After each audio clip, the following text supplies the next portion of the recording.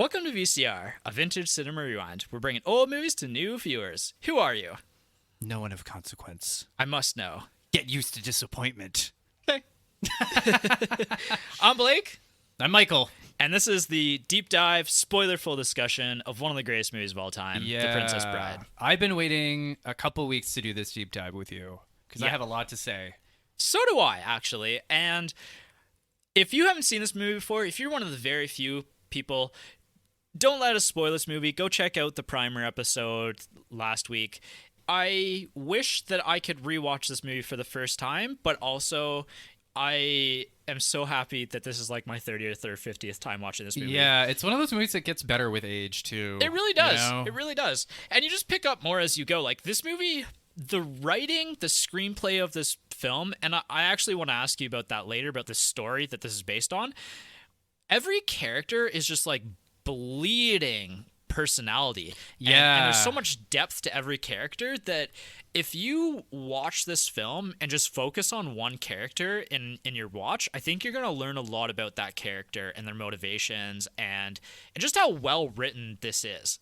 Yeah, absolutely. I mean, this is by William Goldman, who is one of the greatest screenwriters of the 20th century. Yeah. Yeah.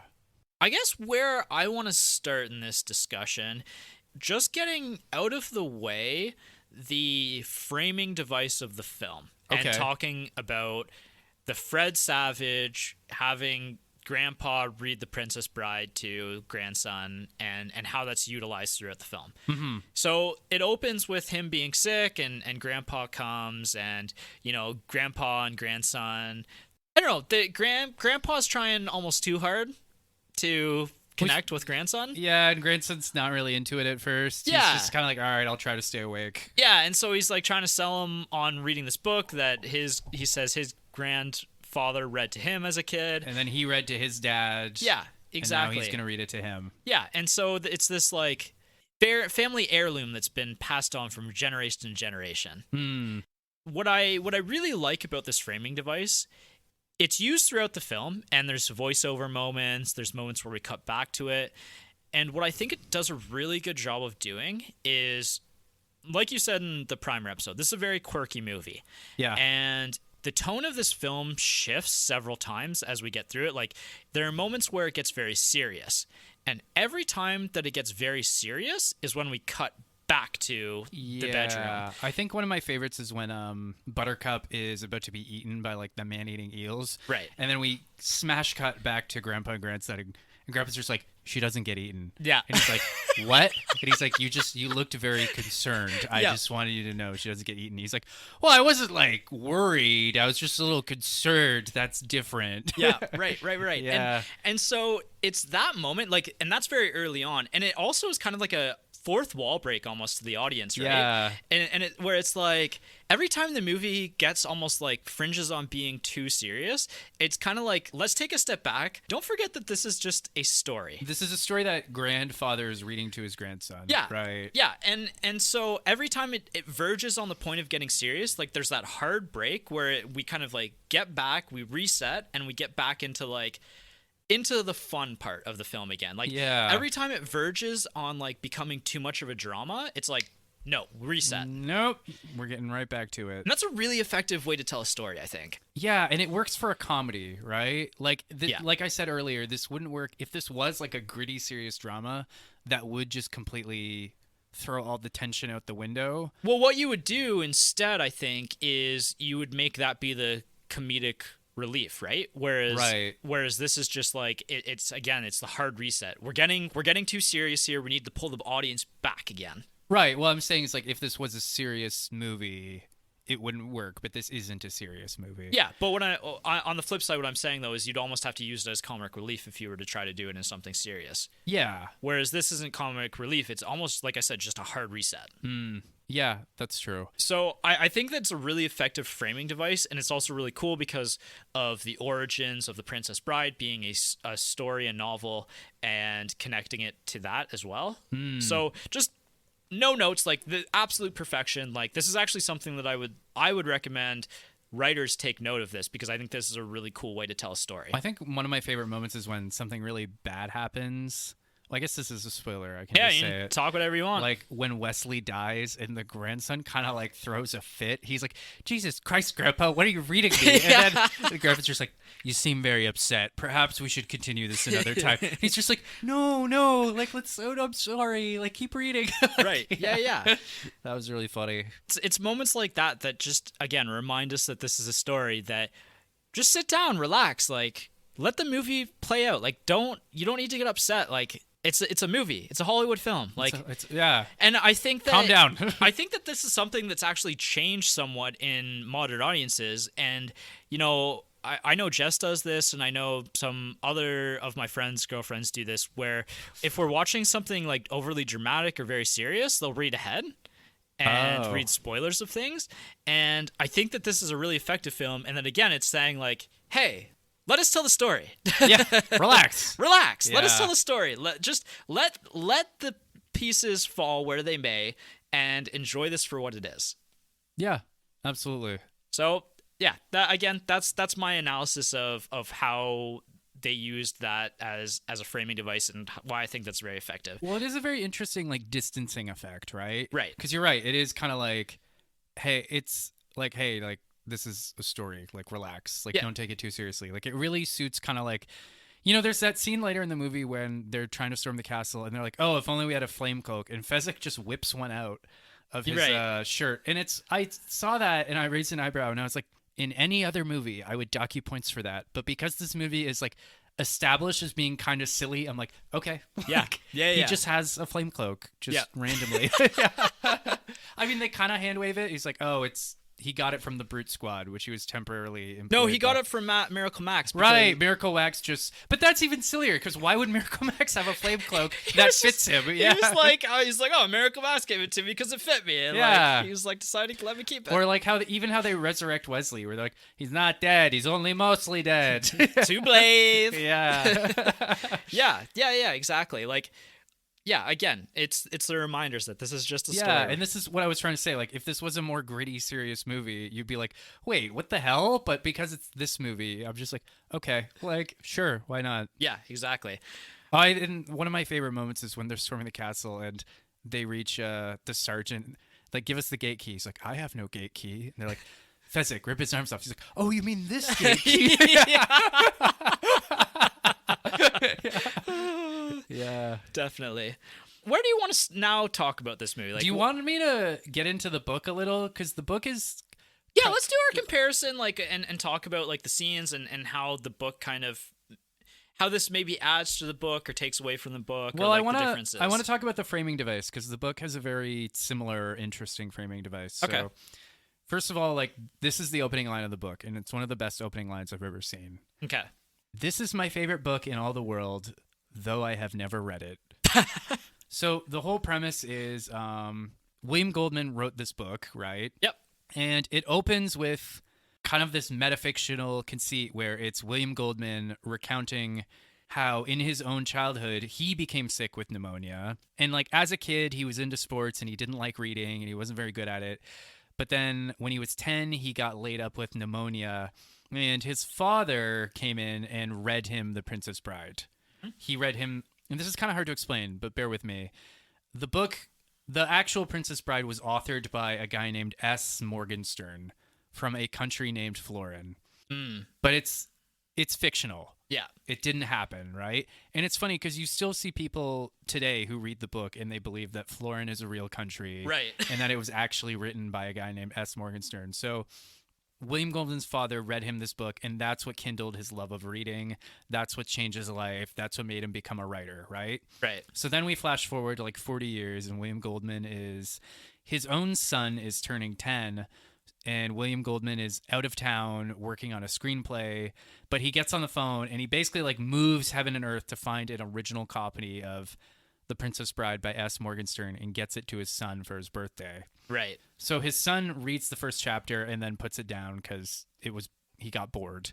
Right. And William Goldman was heartbroken by this until he picked up the book. And what's interesting is that he never actually read the book himself. His dad just read it to him. Right. And his dad read it to him multiple times over the years. Yeah. So he opened up and he realized that his son was right, the book was boring. And it turns out that it was like 40% swashbuckling adventure and 60% like political satire. Right. And that's what screwed it up. So that's where the line, "This is my favorite book in the whole world, though I have never read it." So William Goldman realized that like there was good stuff in here. It's just surrounded by all this like junk. Yeah. So he went to his publisher and decided to make an abridged version where he would cut out the like dry political stuff and just keep the swashbuckling adventure stuff. Right. And then we get into the story as a whole. Mm-hmm. And what's interesting is like they keep the frame story where you've got the Princess Bride, and then every now and then William Goldman himself will intrude and just be like, "Me again," and he'll explain like why he cut certain things or like what he's omitting, stuff like that. Okay. So, like, you've got that like, and then occasionally it'll also like he'll intrude with like flashbacks to his own childhood. So like that sequence where it's like she doesn't get eaten by eels. Yeah. Like that's a sequence from William Goldman's Oh, own nice. childhood. So like, so yeah, you've got multiple frames or multiple narratives all going on at the same time, and it's really interesting how William Goldman essentially makes himself a character in his own novel. Like he does it so well, you could be fooled into thinking that this is almost nonfiction, but like there's little diversions. Like in the book, he mentions having a psychiatrist named Helen for a wife and a son, whereas in real life he had 2 daughters. Oh. And I don't know what his actual wife did, et cetera, et cetera. But yeah, no, if we can just talk about William Goldman for a minute, he's one of my favorite writers, and he has a very deceptively simple writing style that really just pulls you along. The way he characterizes himself is very like neurotic and self-hating, which I think turns a lot of readers off. But as someone who is neurotic and self-hating, I felt very seen. Would you recommend this book to somebody? Like, would you recommend the book as openly as you would recommend the film? I hate to be one of those guys, but I do think the book is better. Really? Yeah. Wow. That's impressive. I've never actually read The Princess Bride, obviously. It's amazing, and like it's very, very close to the movie. I mean, naturally, because the screenplay and the book were written by the same guy. Yeah. But like the book has more, like for instance, like actually it's funny, you said earlier, well, you didn't actually say this earlier, but it's funny. The book actually goes into more detailed flashbacks showing Inigo's backstory as well as Fezzik's backstory. Like, if you like the Princess Bride movie, you should check out the book because it's all of what you like, just more of it. Ooh, I'm in. You know what I mean? Yep. Like, they really, the book in particular, I mean, I think Inigo Montoya is a lot of people's favorite character in the movie. Yeah. But he really steals the show in the book. Like, there's a whole flashback about, like, how Count Rugen commissioned his father to make a sword for a 6-fingered hand, and how his father just labored over it for like a whole year just trying to make it perfect so he could finally consider himself an artist and not just a craftsman. And then Count Rugen tried to like screw him over on the payment and then killed him. And then Inigo ran away and spent 10 years just completely dedicated to studying the sword. Right. There's a great scene where he goes to see one of his father's friends 10 years after training in the wilderness, and he basically says, he's like, I need you to tell me if I'm ready to fight this guy. So he stands in the courtyard and he just whips the sword around, and at the end, Yeast, his father's friend, he says like, no, I'm sorry, Inigo, but you're not a master swordsman. And Inigo's like, thank you for being honest with me. Like, if you'll excuse me, I'm very upset right now. And then Yeast is like, let me finish. There's a rank above master called wizard. And when your father and I were young men, we saw the last living wizard fight in a tournament. And let me tell you this, you couldn't have beaten him, but he wouldn't have beaten you either. Wow. Yeah. Cool. It's tight. And then it shows like he spends the next 10 years searching for the 6-fingered man. Can't find him. He ends up falling into a depression and becoming an alcoholic. And that's when Vizzini finds him. Is that he's right, which is, it is referenced in the opening scenes of the film where, or not the opening scenes, but when they're on the boat on their way to, not Florin, but what's the other country? Gilder. Gilder, yeah. When they're on their way to Gilder to frame Gilder for the kidnapping and murder of Buttercup. Yeah, it's a reference. It's more fleshed out in the book. Like, right. After he gets defeated by the Man in Black, Inigo wakes up. He can't find Fezzik or Vizzini, so what does he do? goes to a bar and just gets shit-faced. Yep. Like, he's just like, and it's great how they describe it. He's just laying in like a porch somewhere, just drinking, and like he's drinking to like soothe his anxiety and like boost up his confidence after he's been dealt a serious blow. Yeah. You know? Well, and that's actually getting back into the movie. I did want to talk about how the Dread Pirate Roberts, who ultimately is Wesley, how he outclasses each of the captors in really fun and interesting ways. Yeah, really. And actually, this speaks to Wesley's upbringing and how he, eventually takes over the role of the Dread Pirate Roberts. And I actually found that whole backstory and that allusion to that backstory, especially when he was explaining it to Buttercup, I think that's really fascinating. And it kind of speaks to how Wesley left as a farm boy, as a young, like, almost like what Jason and I were saying on the last episode, a very idealistic person, I think. And I don't know that it shows that a ton, but like there's this pure love that he has for Buttercup, but we don't see much else beyond that. And then it's how the Dread Pirate Roberts teaches him how to be a leader and teaches him all of these like really, really practical skills and how to think like a leader and how to command himself, and then but also trains him to be like a swordsman and all of this stuff. And like this really builds Wesley up to a very, very fascinating character at the point in time where we meet him in the current time of The Princess Bride. You know what? As much as I love this movie, I do have a couple gripes with it. And one of them is, and again, because this movie is so silly, it doesn't really bother me. Right. Like, if this was a more serious, gritty drama, I'd be, like, rolling my eyes. But it is a little ridiculous to me that Wesley is a better sword fighter than Inigo Montoya. He's stronger than Fezzik, and he's smarter than Vizzini. Right. Like, he's a little... Like, you're familiar with the term Mary Sue, right? Yeah. That's just a character who's too perfect or too overpowered. My thought on all of that is that I just think that Wesley is a very resourceful character. He's like the wolf in the Pulp Fiction. Like he's just a person who knows how to solve problems. And so it's his resourcefulness that is what makes him really effective at what he does, and it makes him have like all of these jack of all these trades. And actually, doing my research, I actually read something that I've never actually thought about before that kind of blew my mind. And it's how Wesley, so during the greatest sword fight, Wesley and Inigo start their fight both left-handed. Right. And I always wondered, why did Wesley start the fight left-handed? Because, at one point Inigo says, like, I've got to share something with you. I've been fighting with my left hand, but I'm actually right-handed. And then Wesley says, well, I've shared something with you as well. Yeah. I'm not left-handed either. Yeah. In the book, if I can just speak more to the book, yeah, they do a good job of that in the book too, where it talks about how because Inigo is so good, he started getting bored by sword fighting. Right. So switching to his left is a way to just make things more exciting for him. Right. Right? Yeah.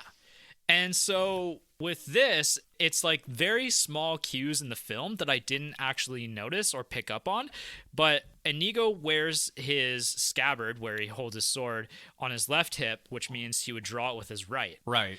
So he also, when he gestures in the film, he's gesturing with his right hand. Okay. So all of these would tip Wesley off. And again, this is where Wesley, having those like strong intuition, problem-solving skills, would have noticed that and gone, this is a right-handed person who is deceiving me with trying to fight left-handed. I am also going to do that. Okay, interesting. I didn't think about it like that. Yeah. He also, at points in times, like if you pay really close attention, Wesley, leading up to the sword fight, uses his left hand to throw Inigo off the scent. Like he's outsmarting Inigo in these moments. Like he's just taking all of these thoughts into consideration and analyzing everything. And it's a really cool idea. It's a really cool persona that I found really fascinating. It's the same thing when he's fighting Fezzik. Like, Fezzik throws the big rock at him and they're kind of back and forth about him being like, well, I think we should fight Brawn versus Brawn because clearly you beat the best swordsman. Like, I'm not going to be able to stand up to a regular fight against you. And if you want to fight like this, I'm just going to kill you with a a nuke of a rock at your skull, basically. You'd be dead already. There's that great scene where he's like, let's fight barehanded, and Wesley's just like, I think you have a slight advantage. Yeah. Yeah. But again, he figures out how to best him just by being smaller and more agile. Now, lie still and dream of large women. Yeah. Yeah. Love that quote. And then finally, when he gets to Vizini... By the way, one more thing. Yep.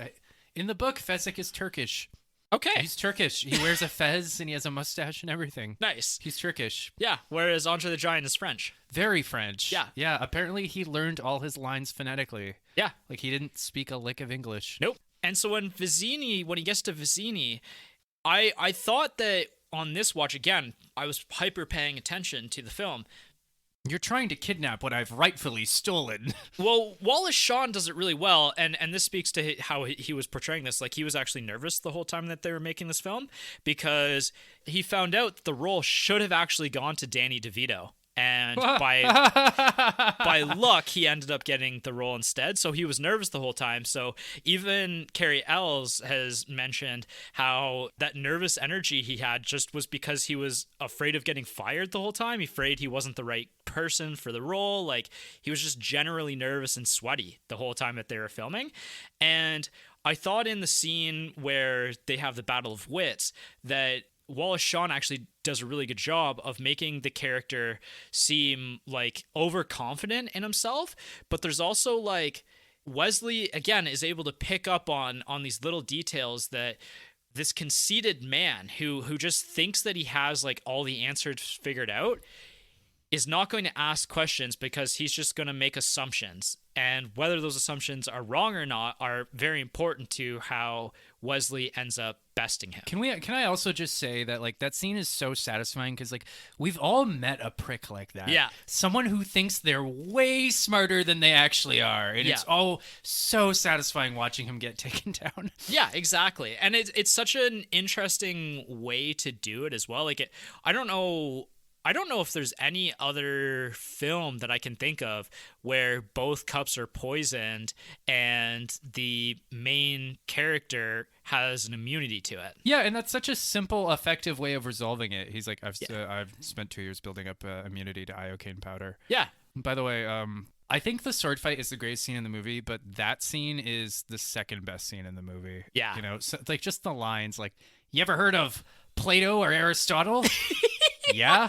Morons. I love that quote. Yeah. I laugh so hard every time he says that because, like, what does that mean? Yeah. Like, what is that? Just saying, I'm smarter than Plato and Aristotle. Okay. Thanks for telling me. Yeah, really. Truly, you have a dizzying intellect. Love it. Yeah, when they're going, when he's like yelling at him back and forth, he's just buying time. Like that's 100% it. He has no idea. He has no idea which cup is which. Oh, what's that famous line where it's like, 2 things are certain. 1, never start a land war in Asia. And 2, never go against a Sicilian when death is on the line. Death is on the line. And then he just dies. Yeah. Collapses. And I just love that line too. Like, you're trying to kidnap what I've rightfully stolen. Yeah.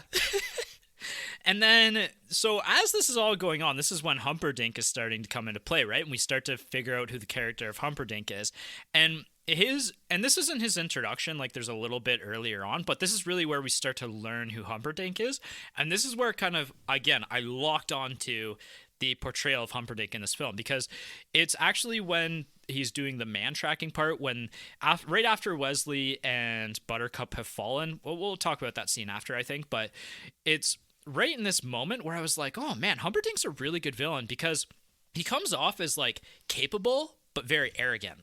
He's essentially surrounded by yes men, right? Like he's the prince of Florin, and you know, nobody in his life has ever told him no, or you're wrong, or Stop this kind it. of thing. And so I think he's a very capable guy, but up until this point, everybody's also kind of just like feeding him like, yeah, you're great kind of thing, right? And also getting the best training available. So he says something while they're tracking, and there's kind of 2 interpretations to it. I can't remember exactly what he says, but and he kind of says something that is like, okay, well, we're gonna go here because this is what's happened here, Yeah. and it's like, well, that's kind of obvious, what he says, even though like everyone's like, oh yeah, like you're Yeah, so yeah, smart yeah, kind of yeah, thing. yeah. It's very obvious, but also B, the other interpretation of it, which we find out later, is that he had staged the whole thing anyway, right? Right, right. He's essentially paid these goons to kidnap and kill Buttercup and make it look like Gilder did it. Yeah, So he can start a war against them. yeah. I think that's a little bit more fleshed out in the novel as well, the feud between Florin and Gilder. Can I actually say, do you want to know how Prince Humperdinck is introduced in the novel? Yes, I would love Okay. to. So in the novel, there's all this stuff in the movie and the novel about what a great hunter Prince Humperdinck is. Right. In the novel, he has this whole like underground labyrinth full of exotic animals that he can hunt at his leisure. What? It's called the Zoo of Death. Oh my god. Yeah, and you want to know how we first meet Prince Humperdinck in chapter 2? He is strangling an orangutan with his bare hands. Oh my god. Yeah. No. He's like wrestling an orangutan with his bare hands and he shatters its spine. That's so comically evil. I know, right? And then like it's funny because Count Rugen comes in. He's like, hey, I have the report from the Miracle Man about your father's health. And he's wrestling this orangutan. He's like, oh, not right now. I'm busy. And then Count Rugen's like, no, you really need to come take a look at this. He's like, oh, fine. Murders Jeez. this orangutan. And then he finds out that his father's dying, so he needs to take a bride. And it's, Huh. yeah, it's funny. In the movie, he's played by Chris Sarandon, who's like, you know, a handsome, dashing man. Right. But like in the book, he's this big, brutish man. Like this big, hulking, brutish man with no neck. Right. So like Okay. he's way more terrifying in the book. Yeah. Yeah. I really like this portrayal because it kind of like he's portraying almost like the rich entitled man, basically, right? Who's never really had to work hard or like earn his way, his place in the world. And I think what's really fascinating is we get to see that all kind of come undone through as the film goes on. Like he becomes more and more unhinged, and the reason why he becomes more and more unhinged is not because he thinks he's going to lose. It's because things aren't going his way. He's not in control. He realizes that like he is not the person who can control every facet of everybody's life around him.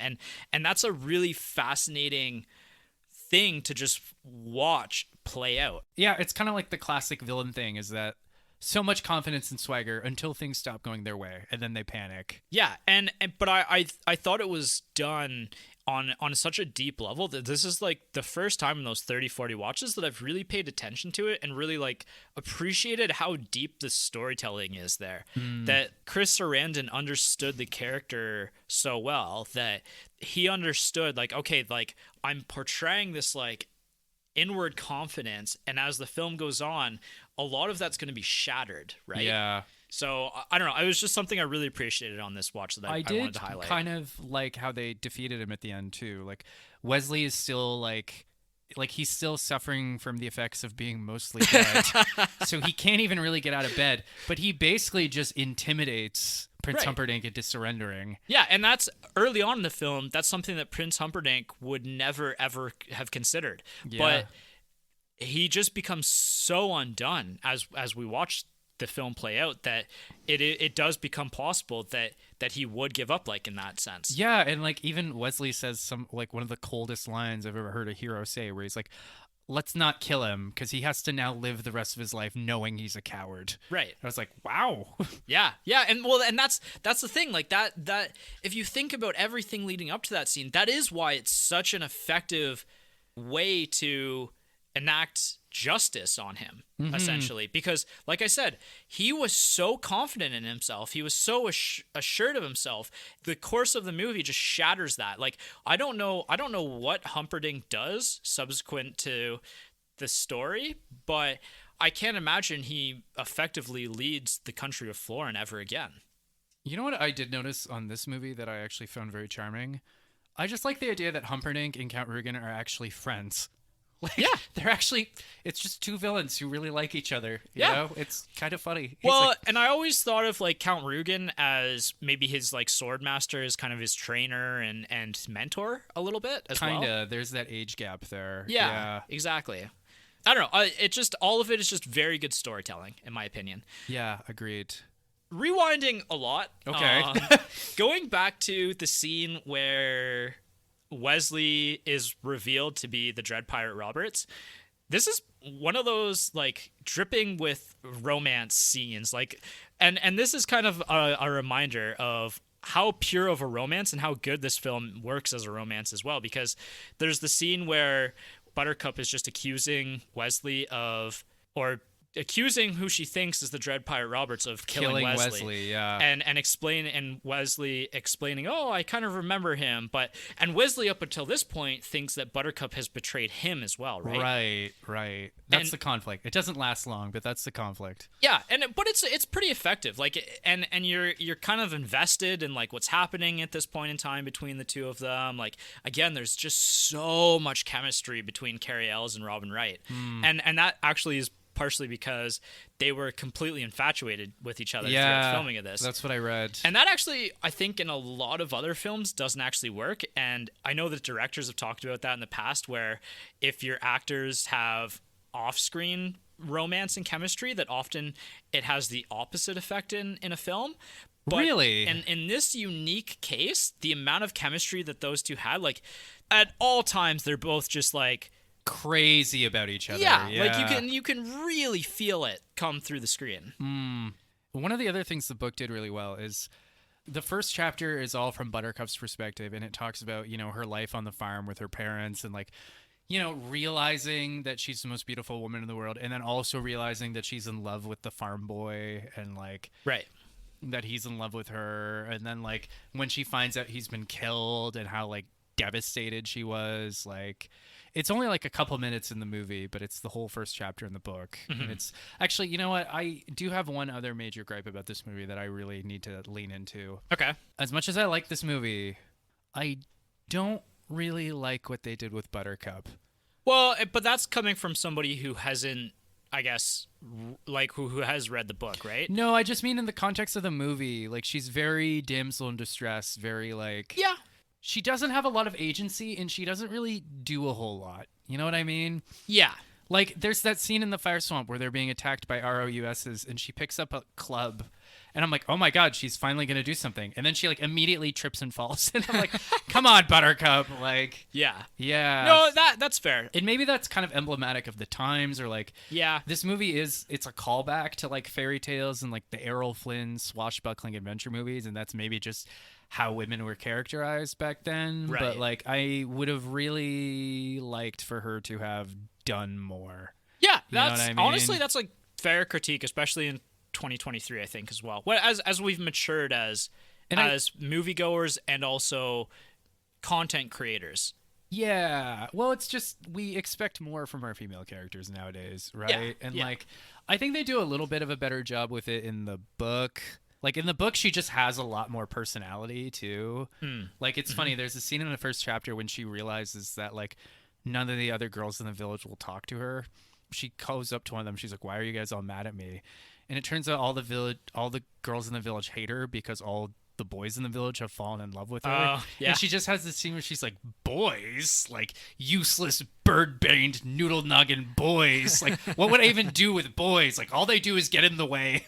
Nice. Yeah, that's probably my biggest critique of this movie, is that I would have liked more from Buttercup, or just for them to have just given her more to do. I think that she probably could have been more of a foil to Humperdinck in like the later part of the film as well, right? Like, she's often like complaining to him. She has some moments where she stands up to him, but like, I would have liked just more, like, right. For instance, that scene with the ROUSs, how hard would it have been for her to just bonk one on the head with a log? I've been like, great, you helped, you contributed. Right. The Rats of Unusual Size, just in case anyone doesn't... Rodents of Unusual Size. Sorry, yeah. So we actually had one of those, as a side note.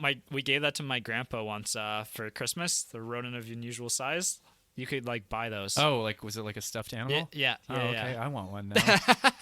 Apparently, and I don't know if this is true, but apparently there was like a little person. Yeah, in that was true. And I think there's a story about how the first day they were supposed to shoot the ROUS scene, one of the actors got drunk and was in the drunk tank, so they had to delay filming to bail him out of jail. Yeah, because the cop didn't actually believe him that He was an actor. That he was an actor. Yeah. And they really needed him. That's so funny. As a side note, that's actually something that is an unfortunate downside to Hollywood and the rise of VFX and CGI is that there's a lot of little people that got a lot of work in Hollywood pre-CGI, and that's kind of gone by the wayside, unfortunately. Like, Yeah. little people are very important to the history of cinema. Oh yeah, absolutely. I mean, yeah. Now if this movie were made today, it'd just be like, it'd just be a VFX. Yeah, and also I really like practical effects. I think that especially in a film like this, they just serve the viewer a lot better than They just age better too. yeah. Yeah. They really do. I mean, when they're done as well as they are, like in this film. Yeah, absolutely. We talk about the revenge plot a little bit. Yeah, and- actually, I'm surprised we haven't gotten there yet because Inigo was my personal favorite character. Yeah. I think he has the best. I actually like one of the things that I found interesting in this latest rewatch is like I almost feel like this is his movie. Yeah. You know what I mean? It's a thread of a plot that just it carries us throughout the film, and again, because there's so much going on in this movie, you can connect to so many different characters and so many different threads of the plot that if you're interested in a good revenge plot, like this is one of the best revenge plot films in film ever. Hello, my name is Inigo Montoya. You killed my father. Prepare to die. What a great quote as well. I'm surprised it's actually taken us that long to get there. Yeah. Right? I almost said it at one point, and then I think you carried on, and I was like, think I it's not the right time. interrupted you. Yeah. Yeah, and how great is that final scene between Inigo Montoya and Christopher Guest? Yeah. And actually, the scene when Inigo's bleeding and he's up against the wall and he starts trying to get up, and Christopher Guest, Count Rugen, just says, "You seem to have an overdeveloped sense of vengeance." That was like one of the chillest lines ever. Yeah. Well, I think that it's really effective. And again, I said this to Jess while I was watching. I was like, we don't have enough of these like revenge subplots anymore. Like they're really effective. And I don't know, there's an emotional attachment that you get to those. Like you really want to see the characters succeed and because they've been kicked around, like they're the underdog kind of thing, right? Like absolutely. Again, the closest thing that I had as a comparison of big like example of recency with this is the original Pirates of the Caribbean movie. Like Jack Sparrow is kind of on his side quest revenge plot right throughout the movie, and it kind of carries the film a little bit. Like, yeah, well, I mean that one ends with him killing. I mean, Barbossa's the main villain of the movie. Yeah, but for various reasons too, right? And Right. But like Johnny Depp playing Jack Sparrow is kind of carrying the movie. Sure is. And so it's, again, Inigo Montoya does do a lot of heavy lifting in this film. I feel like especially in the second half of the movie, he becomes very much the most interesting character. Yeah. Yeah, I love the scene with Miracle Max where he's trying to convince him to like resurrect Wesley, and he's like, his wife is Well, he's like, he needs like a noble reason. right, and he's like, his wife is crippled and his children are starving, and Miracle Max is like, boy, you a rotten liar. He's like, I need his help to avenge my father who's been dead for 20 years, and he's just like, I liked your first story better. Billy Crystal, so they just like let Billy Crystal cook in this scene. Like Rob Reiner and Carrie Ells actually both had to leave the shoot because they were laughing too hard in the film. Yeah, filming yeah. it. They actually used a Carrie Ells like body, Like a body double? not even a body double, but just like a whatever the what's it called, like the mannequin of him. Basically, like they used that on the table because he kept laughing every time like Billy Crystal had his one-liners. Oh, come on. To be fair, there were some brilliant one-liners. He's like, Yeah. he's not dead. He's only mostly dead, which is almost alive. It's close to almost alive. Yeah. Not saying to love. He's true love. He's saying to blave. Nice MLT. Yeah. Oh, a little mutton, lettuce, tomato, when the mutton is just so ripe. I love that. And just the way the scene ends, like, goodbye, boys. Have fun storming the castle. Do you think they have a chance? It would take a miracle. Yeah. Yeah, God. it's one of the funniest scenes. It's one of the, like, Billy Crystal is unrecognizable in the character because of like how great the All that makeup. the makeup design is incredible.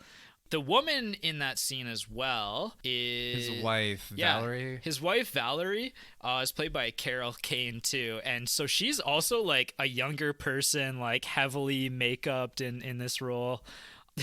Yeah, she's great as well. No, I just love where, like, he opens the door. He's like, "Go away, or I'll call the brute squad." And Fezzik's like, "I'm on the brute squad." He's like, "You are the brute squad." Yeah.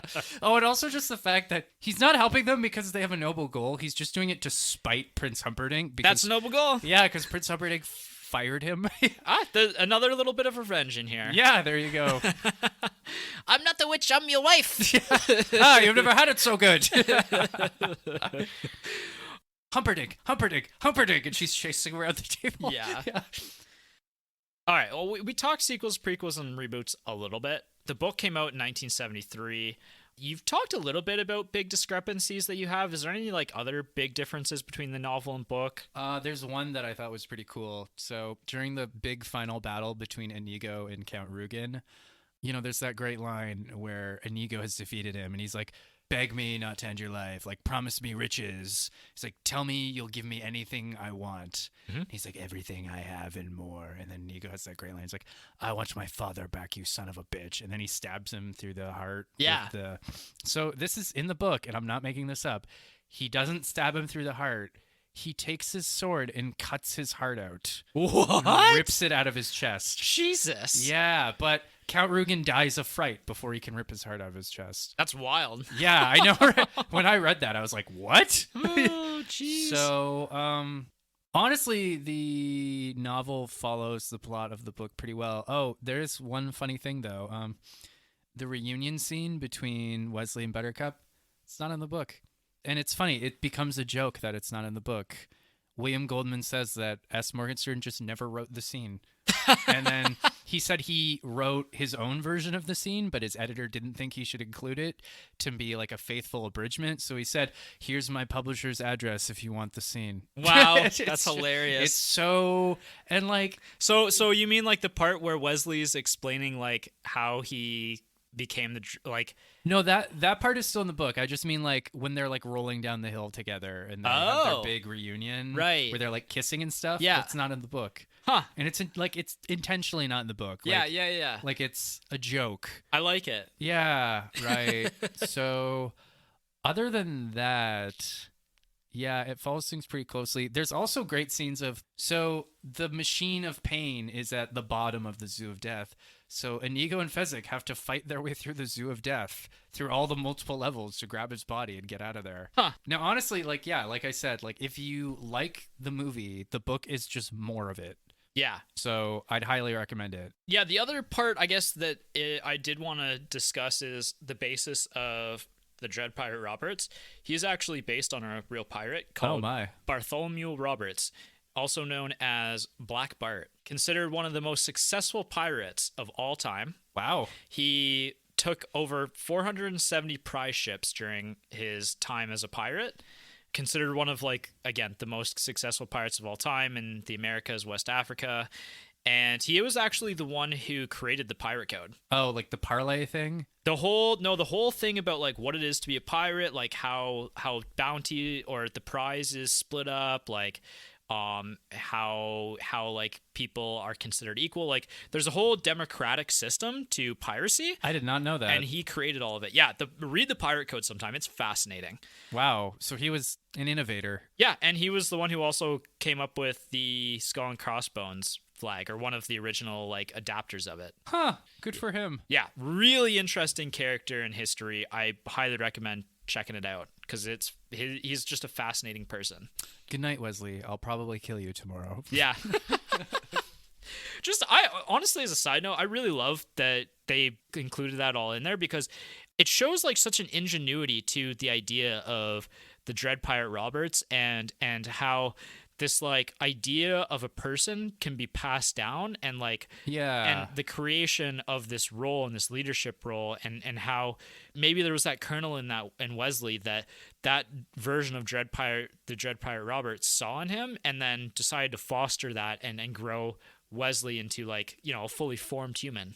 Yeah, and then at the end when Inigo's like, I've been spent my whole life trying to get revenge for my father. I don't know what to do now. And Wesley says, well, have you thought about piracy? Like, Yeah, it's a yeah, really good way to end the character off too. Like yeah. it comes kind of full circle, right? Mm-hmm.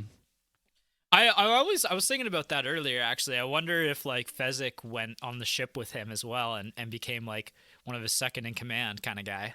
Yeah, that's the other thing is like how Fezzik and Inigo are like genuinely good friends. Yeah.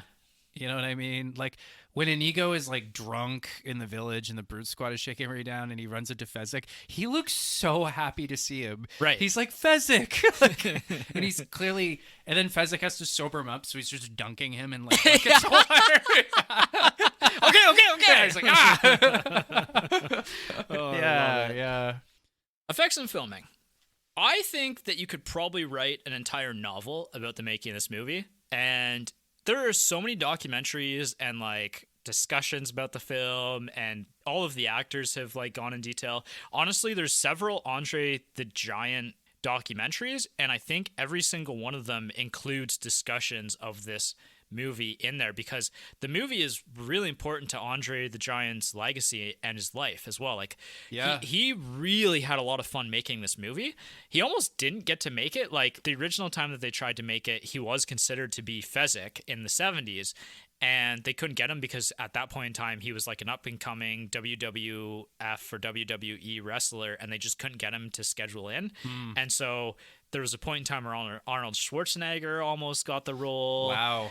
And Liam Neeson famously like almost tried to get the role as well, auditioned for it, and they were upset because he auditioned for it, and they were like, he's only 6'4", like we would never Get out of here. He's not tall enough. Yeah. I feel like though for a character like Fezzik, you need a giant. Yeah, You a need literal like giant. a 7-foot tall behemoth. Yeah, and Andre the Giant is that guy. He is freaking huge. He's gigantic. And I think actually the movie almost doesn't represent how big he is. Like, he is super massive.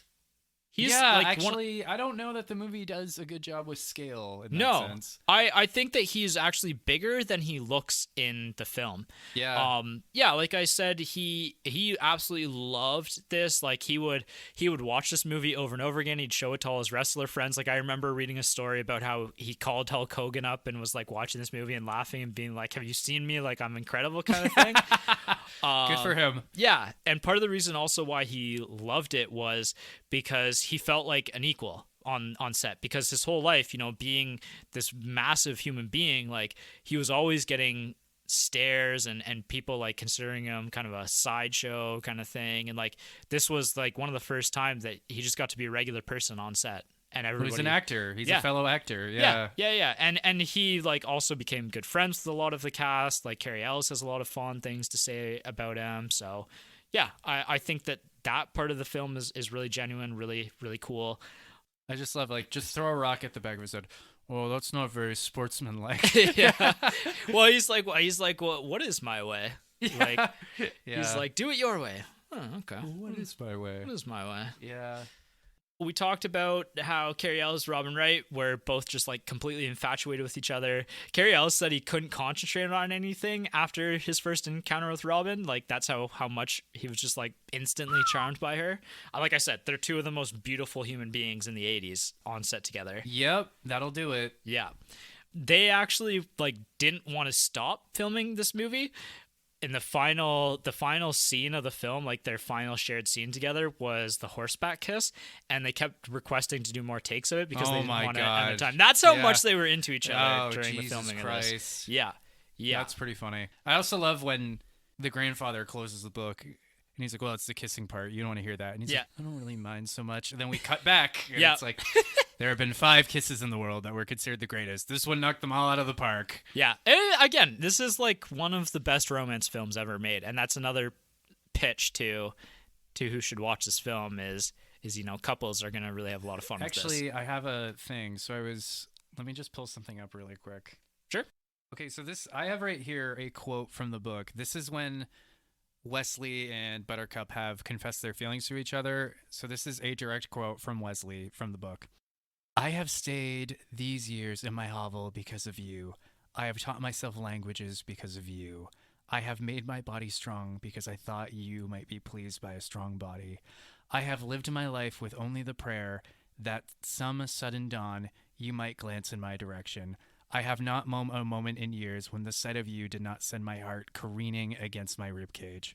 I have not known a night when your visage did not accompany me to sleep. There has not been a morning when you did not flutter behind my waking eyelids. Nice. Yeah, I sent that to Emily a couple weeks ago. You did, you romantic. Wink. Let that be a lesson, fellas.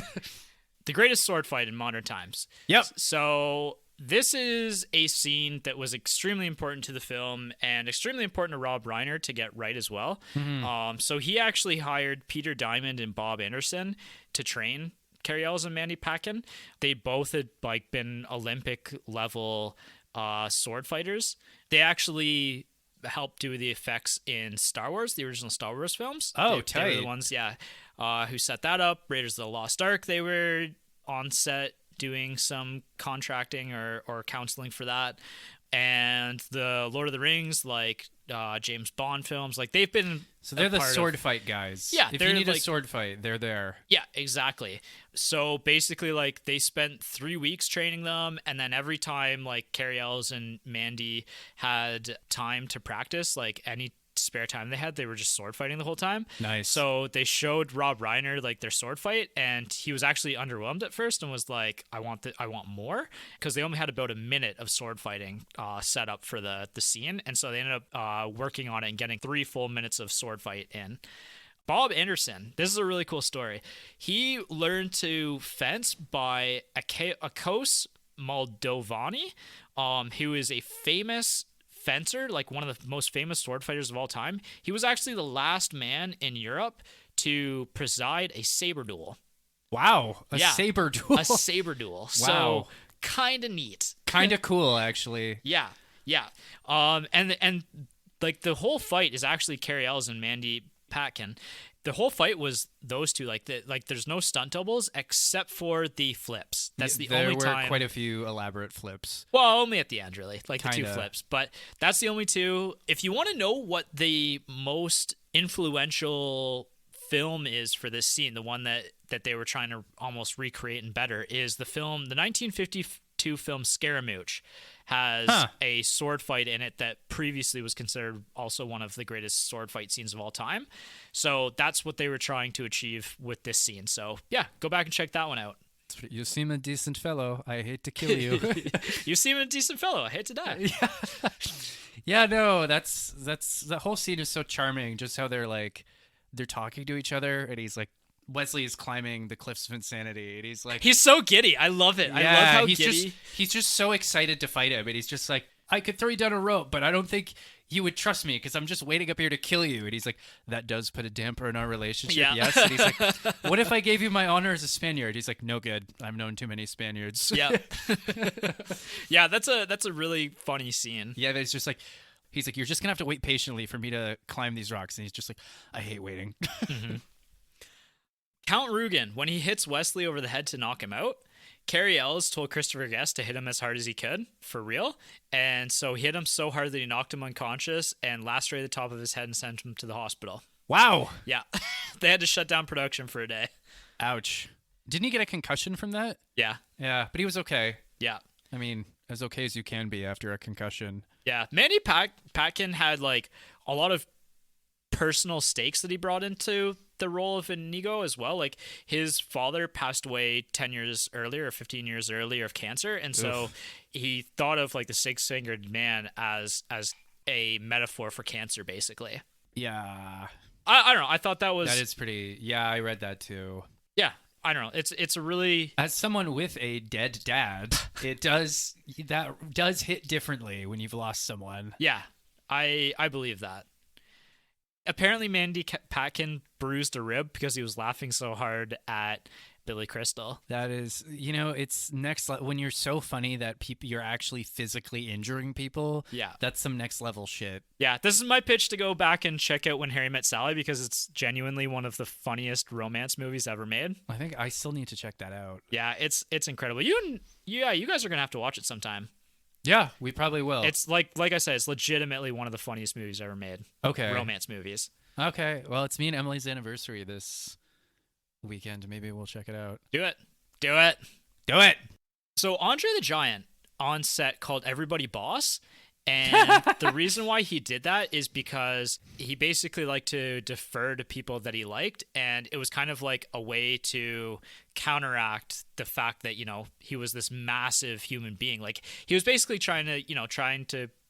It must be hard being that tall and being that huge, right? Yeah. Because, like, people must treat you a little differently. Yeah, definitely. And so trying to show them, like, that kind of like, I'm cool. Yeah, it's like a courtesy kind of thing, Yeah, almost like I guess if you're 7 feet tall, you've got to like probably really bend over backwards to show people you're cool, right? Well, yeah, and that you're just not like you're not just your height and your size. Yeah, also that too. So they actually recorded all of his lines, like Rob Reiner and Andrew Scheinman recorded all of his lines, and then Andre the Giant will listen to them so that he could Just say them phonetically. Yeah, because he like you said, he only spoke French. I don't know if this is true or not, but I guess there's a story about how one day on set he ripped a 16-second fart. Yeah, I was gonna get to that story. Yeah, like 16 seconds, and then afterwards, Rob Reiner came up to him and said, "Are you okay, Andre?" And he just said, "I am now, boss." Yeah. It was so loud that it shook the plywood on set of the parapet and made the sound engineer take his headphones off. Carrie Ellis said he looked over at Andre and said that he saw steam rising from his head. Yeah, and then the "Hey Andre, are you okay?" And he said, "I am now, boss." That's so amazing. Funny. So Andre the Giant, like at this point in time, he was really struggling with back problems, and he struggled with those throughout his whole life, and that's actually what ended up killing him. It's actually not healthy to be that big. Yeah, your body almost can't take it. And so all of the scenes where he's lifting people or carrying people, there's actually like special effects in there, like people were on wires, or in Carrie L's circumstance where he's kind of got his back, like Carrie Ells is actually standing on something the whole time, and they're just the way that they're framing it is so you can't see it, because he couldn't have taken that kind of weight at that point in time. No, that's sad. Yeah, it is really sad. So he was a big guy, but he was kind of fragile at the same time. Yep. Yeah. So Andre the Giant had to use like an ATV to get him from shooting locations all the time. And so for whatever reason, he always wanted Carrie Ells to be the one to drive him around. So Carrie Ells eventually did it, but on the first time he did, they hit like a patch of rocks while he was shifting gears, and he got his foot caught in the pedal and between the pedal and a rock, and actually broke his big toe. Ouch. So this is something that I actually didn't know this before we started to do my research. They had to shoot around that and with his swollen toe and foot, basically. Right before he gets pushed down the hill by Buttercup, he sits down with his leg extended, and that's because he can't sit properly at that point in time because of his foot. And if you watch him in the fire swamp, he's kind of walking funny, kind of has a bit of a hop, and that's because his toe's broken. And what a trooper. What a true professional. He still showed up to work. Yeah. Gave a good performance. Yeah, exactly. The Dread Pirate Roberts costume, obviously a reference to Zorro. Oh, yeah. Definitely. Just want to put that out there. Make sure that is clearly a reference. And I think that's all the special effects that I wanted to talk about. Like, we've kind of really discussed a lot of the effects in filming that I wanted to touch on already. So yeah. So let's talk the score and the soundtrack of this film. I just want to start by saying as a side note that the Rodents of Unusual Sizes are voiced by Rob Reiner. He was making all those noises. Good for him. Mark Knopfler is the guy who composed it. He was a member of the British rock band The Dire Straits. I think that the score is actually really, really good, like maybe even slightly underrated. Yeah. It's not like something that people bring up, but I think it's really effective as background music for the film, like and also pulling the emotions out of you in certain scenes. Like, not that the characters themselves and the actors do a fantastic job of that, but I think that low key the score is somewhat underrated in this film. See, as per usual, I did not notice the score except during the sword fight. Yeah, because that's when the score really, like, it really accentuates what's going on. Right. It's a little silly, but like it helps. Actually, the song "Storybook Love" is the end credit song, and that was nominated for an Academy Award. Huh. Yeah, best original song. Okay. I was listening to that earlier. Pretty good tune. Pretty good tune. Yeah.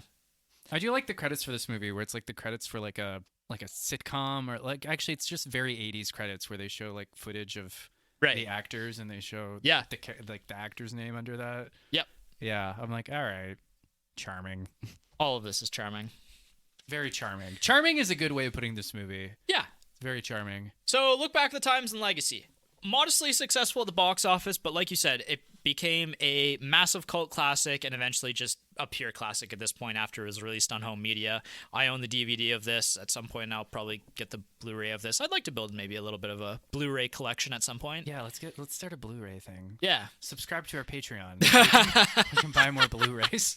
Well, like I said on this podcast before, I do want to eventually build a nice home theater.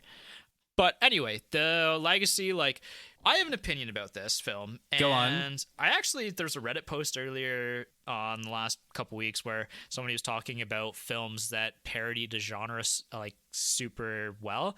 And so I think that The Princess Bride parodies the fantasy genre so effectively that it kind of ruined the fantasy genre for, like, 10, 15 years until Lord of the Rings came out. I don't know it's so much fantasy so much as like the whole fairy tale vibe. Yeah. Yeah, like this was almost Shrek before Shrek. Yeah, exactly.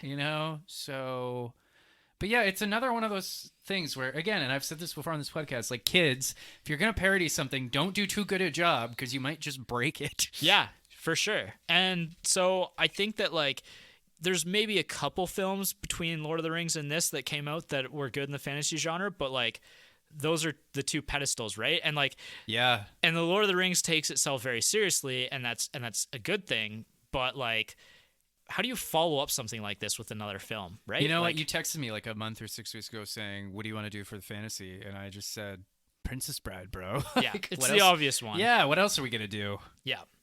And you talked about how this could have almost been remade in the past and that there was a big outcry about that. Yeah. And so there was the, like, over COVID, like, the table reading version of this. I have a proposal for you. Go on. About whether or not maybe this could ever be adopted into a miniseries. And here's my pitch. Okay. A Princess Bride miniseries where every episode, 6 to 8 episodes, every episode is, like, wildly different in genre tone. Like almost like not so much an anthology, but just like you're playing with the format a lot. Yeah. So like, Okay. we start off as kind of like, an intro to this. It's a bit of a romance, like Wesley and Buttercup and everything. And then maybe we get something on the high seas. We get the political intrigue of, like you said, maybe more of the backstory of Humperdinck, and then we get the action part of the sword fight and everything else, like him chasing after them. The swamp would be a horror episode, I think, could be pretty interesting, and then, like, his torturing and everything, and then, like, adding a comedy episode at some point in there as well. Like, you could probably just filter the comedy I don't know that through. would work for this story, but I do like the idea of a miniseries where it's all one continuing story, but, like, each episode is a different genre. Yeah. I do like that idea. Yeah. I think that's cool. I think it could work, and I think it could work for this in the right hands. But like you said, like, the novel kind of keeps up this kind of tone and pace throughout, it sounds like. Yeah. So maybe it doesn't quite work for this, but you know what? I'd One like more to see it detail about the someday. novel. The old king, like Humperdinck's dad? In the novel, he actually has married a much younger wife, and Prince Humperdinck calls her evil stepmother. Huh. But it turns out she's actually a really nice lady. And him and her and Humperdinck actually get along really well together. He just calls her evil stepmother because, like, in all the stories he read as a kid, the stepmothers were always evil. Oh, nice. So they actually get along very well, and she's not evil. He just calls her evil stepmother. That's really funny. That is really funny. Anyways. Personal reviews and the partner factor. Just and I watched this together. We've watched this together multiple times. Oh, I've yeah. seen this movie, like I said, 30 to 50 times. This is one of my favorite movies of all time. This is, like, I would say, the most rewatchable film. Up there, tied with The Big Lebowski for me. It's certainly hard to have a bad time watching this movie. Yeah. It's almost a medical impossibility. Yeah, it's just so rich in like details. Like the narrative structure is just excellent. There's so much to discover. Like every time you watch this movie, you can focus on different things, and there's so much to take away from this film. Like Yeah. I hope that we did this justice this episode. I hope so too. But like there's even stuff, that I've missed talking about, or like, if I watch this another 10 times and in 5 years we did this like episode again, I bet you like the beginning of this episode we would have like a lot of a much different discussion. I think I could listen to multiple discussions of this movie and have different take different things away from this film every time. Yeah, I would agree with that. And that's maybe why I'm not super worried about not covering everything, because I'm sure everything else has been covered at some point in time. And like this is our unique take on the Princess Bride. This is a very talked about movie. Yeah, exactly. Yeah, as it should be. The other thought that I have kind of in like this being one of our favorites is, to me this almost feels like as close as we could get to modern day Shakespeare. And what I mean by that is like it's this kind of fairy tale like setting that's very comical. I think that a lot of English teachers want to, represent what Shakespeare was like and why it's so important. And I think that in 500 years that people watching this movie are maybe like historians are going to look at this movie in 500 years or 1,000 years and be like, this is a masterpiece. Like this is a true masterpiece and a representation of what storytelling was like in this time period in the 80s. Yeah, and I hope that people of that time understand the significance of something like this, and again how it goes back to like something like A Midsummer's Night Dream or something like that. Yeah, I would agree with that. Shakespeare didn't always write tragedies. Yeah, he wrote stuff like this. Honestly, like I said, as somebody who did English courses in high school out of obligation more than anything and had to read like the Shakespearean stuff, like this to me feels like what I should have gotten out of Shakespeare. Yeah, you know what? If I ever have to teach high school English, I'll show them this movie and be like, this is what Shakespeare is replicating. Yeah. Or no, this movie is replicating Shakespeare. Yeah. Et cetera, et cetera. All right, let's hear your thoughts of the movie. I really liked it. No, I had a really, really, really good time. Yeah, Inigo is my favorite character. He might be one of my all-time favorite characters. Definitely in the list. I would highly encourage everyone to read the book.